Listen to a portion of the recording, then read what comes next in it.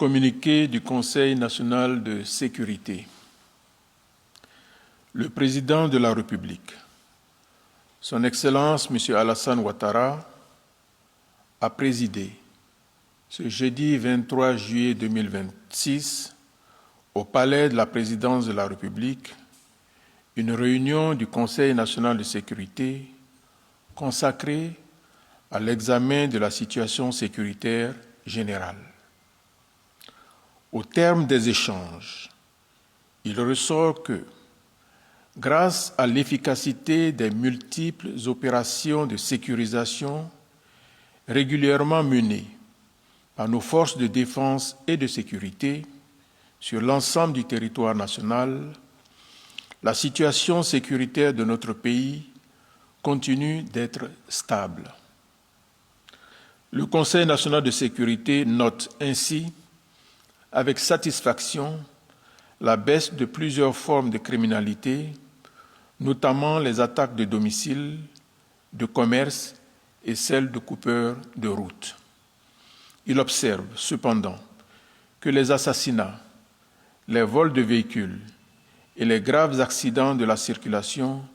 devront faire l'objet d'une attention particulière. Concernant précisément les accidents de la circulation, le président de la République a exprimé ses condoléances et sa profonde compassion aux familles des victimes des récents accidents de la circulation survenus sur les axes Niakara-Kachola et Touba-Biankouma. Tout en déplorant vivement l'incivisme de certains automobilistes qui ne respectent pas le code de la route et dont les véhicules sont défectueux, le chef de l'État a instruit le Premier ministre, chef du gouvernement, à l'effet de prendre toutes les dispositions pour que les contrôles techniques des véhicules soient plus rigoureux et les actes d'incivisme sur nos routes ne soient plus tolérés. Par ailleurs, le Conseil national de sécurité se félicite tout particulièrement des résultats significatifs enregistrés dans le cadre de la lutte contre l'orpaillage illégal dans notre pays, du fait des actions réalisées par le groupement spécial de lutte contre l'orpaillage illégal créé en 2021. Ainsi, sur la période allant de 2021 au premier semestre 2026, le groupement a enregistré le bilan non exhaustif suivant: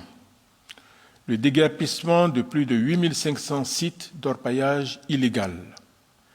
le déferrement de 4474 individus, dont 65% d'étrangers, la saisie de plus de 960 millions de francs CFA et d'environ 136 kg d'or, la confiscation et la destruction de divers engins et matériels. En dépit des efforts importants déployés dans le cadre de la lutte contre l'orpaillage illégal, le Conseil national de sécurité déplore la persistance, voire l'extension de ce fléau sur toute l'étendue du territoire national. Cette situation demeure fortement préoccupante du fait de ses conséquences sur l'environnement, la sécurité nationale et l'économie. À cet égard, le chef de l'État a instruit le Premier ministre, chef du gouvernement, à l'effet de prendre toutes les dispositions nécessaires pour renforcer la réponse étatique à ce fléau dans notre pays. Cette réponse comprend notamment la responsabilisation des autorités administratives, traditionnelles et coutumières locales, de même que des forces de défense et de sécurité dans la lutte contre l'orpaillage illégal à travers notamment les comités départementaux de sécurité et les cellules civilo-militaires placées sous l'autorité des préfets. Le renforcement de la collaboration avec les représentations diplomatiques des pays d'origine des orpailleurs illégaux étrangers en vue d'intensifier leur implication dans la sensibilisation de leurs ressortissants et le rapatriement de ceux impliqués dans cette activité. L'application stricte de l'arsenal juridique répressif de la lutte contre l'orpaillage illégal sur toute l'étendue du territoire à l'encontre de toute personne physique ou morale impliquée dans cette activité illicite. À cet égard, le Premier ministre chef du gouvernement a été instruit à l'effet de préparer, dans les meilleurs délais, une communication en Conseil des ministres. Le renforcement des capacités opérationnelles du GS-LOI et des unités de forces de défense et de sécurité intervenant en coordination avec le groupement. S'agissant de la commémoration du 66e anniversaire de l'indépendance de notre pays, le Conseil national de sécurité a, sur proposition du vice-premier ministre, ministre de la Défense, marqué son accord pour l'organisation des festivités dans la commune de Yopougon. Ces festivités qui mobiliseront 5 423 éléments des forces de défense et de sécurité se tiendront le 6 et 7 août 2026 avec la participation d'importantes délégations venues du Bénin, du Gabon, de la Guinée et de l'Inde, pays invités d'honneur, et porteront sur le thème « Forces de défense et de sécurité au service de la paix,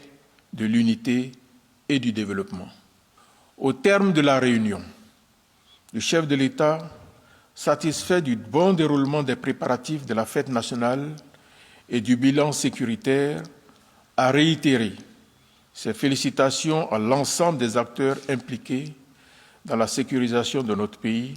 tout en les exhortant à poursuivre leurs efforts en vue de continuer à garantir le climat de paix et de sécurité qui prévaut en Côte d'Ivoire depuis plus d'une décennie. Enfin, le président de la République a invité l'ensemble des populations à prendre massivement part à la célébration de la fête nationale, ce grand moment de communion et de fierté pour notre nation, tout en les appelant à contribuer par des comportements responsables et citoyens à la pleine réussite des festivités sur l'ensemble du territoire national. Fait à Abidjan le jeudi 23 juillet 2026.